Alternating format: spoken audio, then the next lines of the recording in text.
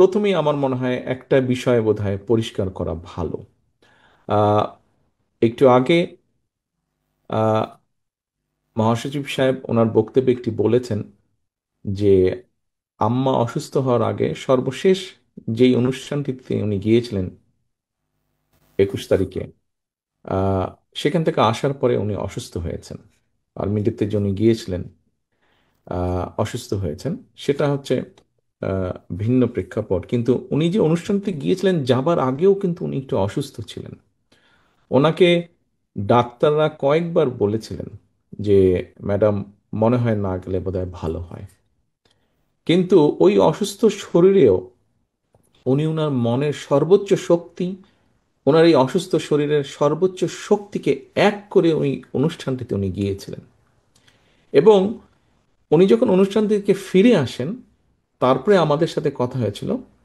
ওনার সাথে আমার ছোট ভাইয়ের স্ত্রী, সেও অনুষ্ঠানটিতে ছিল, আম্মার সাথে গিয়েছিলেন।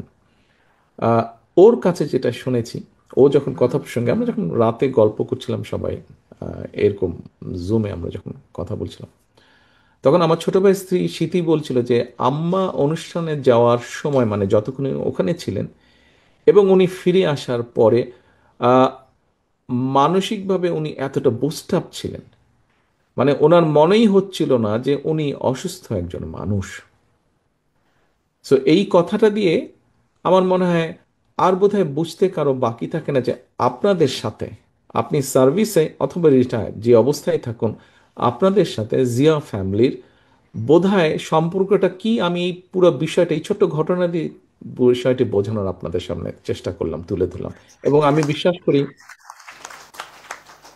এবং আমি বিশ্বাস করি যে এই ঘটনার মাধ্যমে আপনারা বুঝতে পেরেছেন, যারা এই ঘরে আছেন, যারা আপনাদের থেকে শুনবেন, অথবা অনলাইনে যারা দেখছেন, সবাই বোধহয় বিষয়টি বুঝতে পারবেন উনি কতটা আহ, মানে ওনার মনটা কোন জায়গায়, মনটা কোথায় ওনার আছে, উনি কিভাবে দেখেন পুরো ডিফেন্সকে, বাংলাদেশের, সেটি আর্মি হোক, নেভি হোক, এয়ারফোর্স হোক, পুরো ডিফেন্সটাকে উনি কিভাবে দেখেন।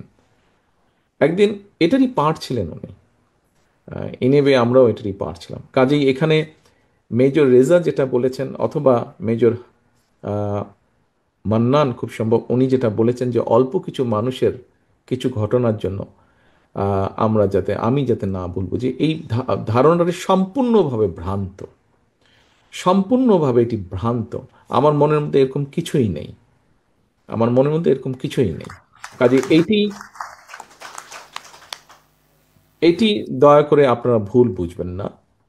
আহ, শামসুজ্জামান সাহেব, লেফটেন্যান্ট কর্নেল শামসুজ্জামান সাহেব একটি কথা বলেছেন যে বিগত স্বৈরাচারের সময় যে রিক্রুটমেন্টগুলো হয়েছিল, সেখানে একটা বিএনপি, শহীদ জিয়া, খালেদা জিয়া সম্পর্কে নেগেটিভ পারসেপশন বা ন্যারেটিভ দেওয়ার চেষ্টা করা হয়েছিল। মেজর রেজা বা মেজর মান্নান যেটা বলেছেন, যে ভ্রান্ত ধারণা সামান্য কিছু মানুষের, যে এরকমই একটা ধারণা স্বৈরাচার তৈরি করেছিল একটা দূরত্ব তৈরি করার জন্য। কাজে এটি আমাদের কনসেপ্ট না, আমাদের ধারণা, এটি সম্পূর্ণভাবে তাদের ছিল। আমার মনে হয় এই বিষয়টি বোধহয় আজকের পরে ক্লিয়ার হয়ে গেছে। আমি আমার পার্সোনাল একটি, আমাদের ব্যক্তিগত পারিবারিক একটি ঘটনা আপনাদের সামনে তুলে ধরেছি। আমার মনে হয় এটার মাধ্যমে বোধহয় পুরো বিষয়টি ক্লিয়ার হয়ে গেছে। এটি গেল একটি। আসুন এবার আহ, এখানে কয়েকজন বক্তা তাদের বক্তব্যে আহ, রাজনীতির বিষয় বলেছেন। আপনারা কেউ কেউ সম্পৃক্ত আছেন অনেক দিন ধরে, কেউ কেউ সম্পৃক্ত হতে চাইছেন।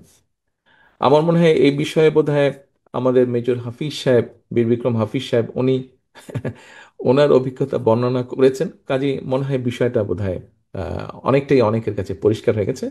এই বিষয়টা আমরা বরঞ্চ আলোচনা আর করার প্রয়োজন নেই আমি মনে করি। এটা সময়ই বলে দিবে আসলে, এটা সময়ই বলে দিবে। এবং আপনারাও যারা করতে চাইছেন রাজনীতি, সেটা আপনারা ধীরে ধীরে অবশ্যই করবেন, কেন করবেন না, অবশ্যই যোগ্যতা ভিত্তিতে।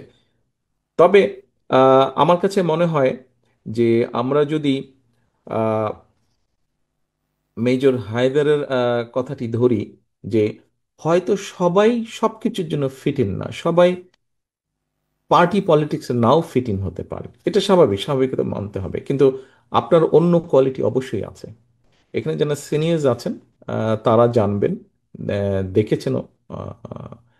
মেজর হাফিজ সাহেব আছেন, উনি দেখেছেন সেই সময়, আরো কয়েকজন আছেন দেখেছেন যে আব্বার কাঁধে যখন দেশের দায়িত্বভার এসে পড়ল, তারপরে কিন্তু সেই সময়ও কিন্তু তখন যখন পরিবর্তনটা হলো, যে গভর্নমেন্ট ফল করলো, তখন পরিবর্তনটা হলো, তখনও কিন্তু আমরা দেখেছি অ্যাডমিনিস্ট্রেশন সহ বিভিন্ন জায়গায় কিন্তু সব সিস্টেম কোলাপস করে গিয়েছিল।